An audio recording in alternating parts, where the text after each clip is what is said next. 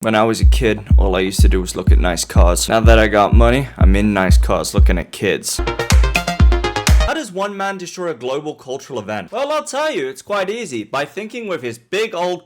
Luis Rubiales is the man I'm talking about who set $100 million ablaze. I'm pretty positive that you might have heard a snippet about it, but I will give you the rundown all the same. Last month, the conclusion to FIFA's Women's World Cup took underway, with the two teams in the final being Spain and England. England, coming hot off their Euro Championship win, were the expected favourites. Spain, on the other hand, was an upset just to see them make it this far. For those of you unfamiliar with international football and the systems that it works with, every country that competes on the international circuit is represented by an FA Federation, aka Football Association. They're in charge of the recruitment, planning and organising of the international team, and what tournaments they should be involved with and aren't involved with. Now, the reason why I say it was an absolute shock that Spain even made it to the final in the first place is because the Spanish Federation is not only corrupt to its absolute core, but they also genuinely just do not care about women's football. I mean, less than, give or take 30 years ago, the Spanish FA president of the time was quoted as saying he wasn't against women's football, but he also didn't like it. Couple that with the fact that the Spanish Federation is run rampant with genuine nepotism, and also the fact that every single Spanish player is not a fan of the head coach, Jorge Vilda, so much so that they were threatening not to attend any games that he was a part of right up until the tournament began. It is truly a feat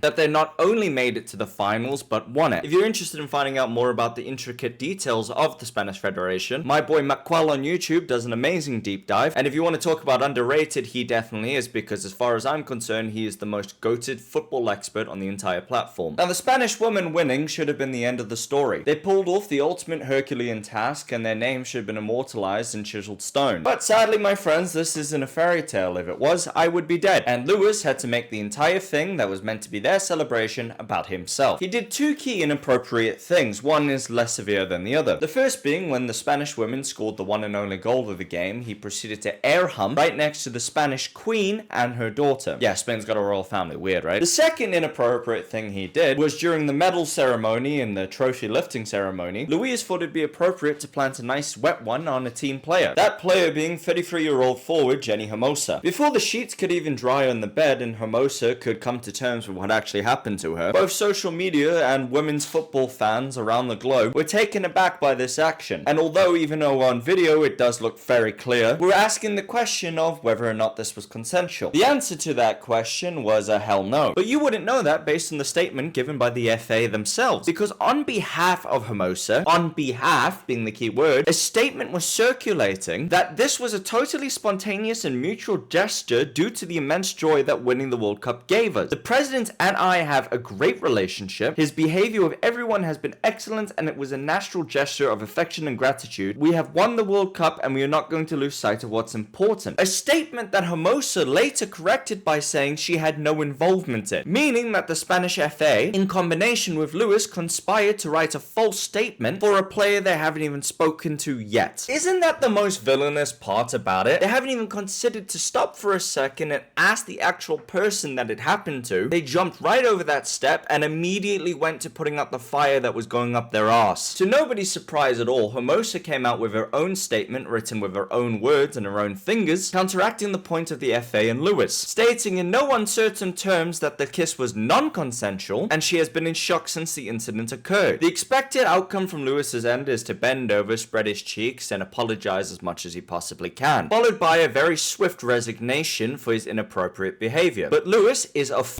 asshole. So instead of doing that, he called an emergency FA meeting where he announced that he was not going to resign and further stated that the entire incident has been blown out of proportion and he, in fact, is the victim. This statement was met with absolute anger from the Spanish population in general, as well as the Women's Football Union that represents all of the Spanish players in general, putting their foot down and announcing that none of the players part of the union, including the World Cup winning squad, would accept any call-ups to the international team until Luis has resigned. That finally happened literally yesterday, but we'll get to that in a minute. Before we could get to the point where he actually decided to call it quits and run off, the governing body of FIFA, yes, actual FIFA, the people in charge of literally all football in the entire world, had to step in because of the Spanish FA's lack of action. Not to mention the Spanish government themselves were now getting involved and looking into the case, to which the Spanish Federation decided to protest the government looking into them by requesting FIFA and UEFA to remove the Spanish FA from all competitions, meaning that this doesn't just affect women's football anymore, this affects men's as well. Further meaning that big clubs such as Atletico, Real Madrid and Barcelona could see themselves barred from European competition, meaning they wouldn't be able to compete in the Champions League or the Europa League respectively. Now, if you're not too familiar with football, both of those competitions are the elite of the elite, Europa being the second one below. Basically, it's a pool of the best teams from all around Europe competing to prove who's the best club in the entire continent. For example, a Spanish team like Real Madrid could find themselves facing an English team like Manchester United. These competitions respectively bring in so much revenue regardless whether or not your country is hosting it. And just for a club from your respective country to get into the competition final can create a massive economic boost for your representative country. Not to mention the fact that the clubs that are on such a high level can earn a really nice chunk of change from winning these competitions. The winner of the Champions League, for example, has the potential to earn over 2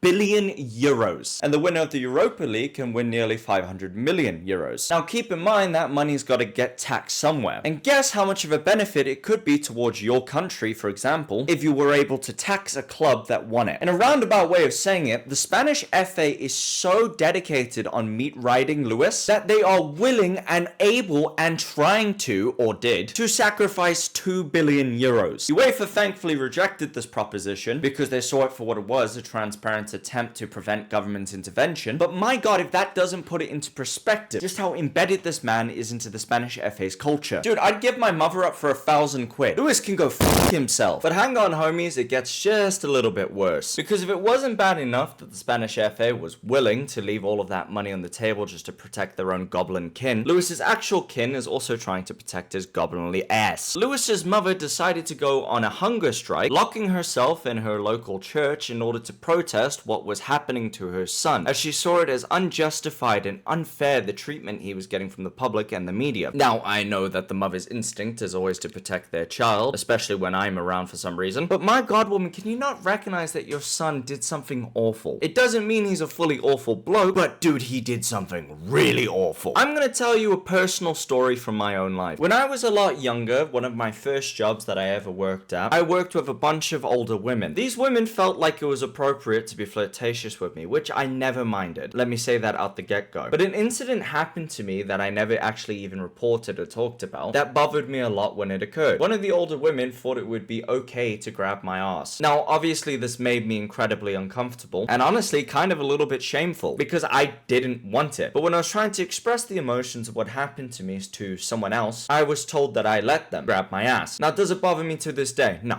absolutely not. I got over it pretty quickly. I'm not saying as a bloke it's less severe to be, you know, touched inappropriately, but it doesn't bother me as much as it would someone else. I'm not still rattling my brain at night going, oh, I should have worn longer trousers. But what I'm trying to say is that incident did bother me. So could you imagine when you have won literally the tournament to end all tournaments and become a global champion, literally, for the most popular sports in the world, literally, and to have your moment scuffed and ruined and rubbed in the dirt by some selfish guy? I would be beyond upset. It's more than an assault at that point. You took away my moment. All the hard work of waking up at 5 a.m., all the hard work of like skipping social events, all of the hard work of dedicating my entire life to this one sole sport in the hopes of being the best aren't ruined, but they've got a stain on them for the next 50 to 100 to 200 to 500 years, to the end of the sun itself. The caveat of my moment, Hermosa, the woman who did this incredible feat and won this incredible championship, is always going to be lumped in with an asterisk. Oh, there's Hermosa, the champion. But hey, do you not remember that thing that happened? The only small comfort I hope you take out of this story is she is suing his ass, and she'll win. Because of course she will. In spite of stepping down from his position, infuriatingly enough, Luis still sees himself as the victim, being quoted as saying, "My daughters, my family, and the people who love me have suffered the effects of excessive persecution, as well as many falsehoods. It is also true that on the street, more and more, every day, the truth is prevailing." He'll never be able to return to world football again. And to me, at least, it feels like justice has prevailed a little bit. I'm not always the guy to say, burn him, ruin his everything. But dude, you did just a little bit more than ruin $100 million tournament that is finally starting to get recognition by people as a whole, and people are finally starting to respect women's football as an athletic sport. You took away this woman's moment. You should be ashamed. Just like you should be ashamed because you're not already subscribed to Dino. That's all I have to say on the matter, guys. Thank you so much for watching. I'll see you later. Bye bye.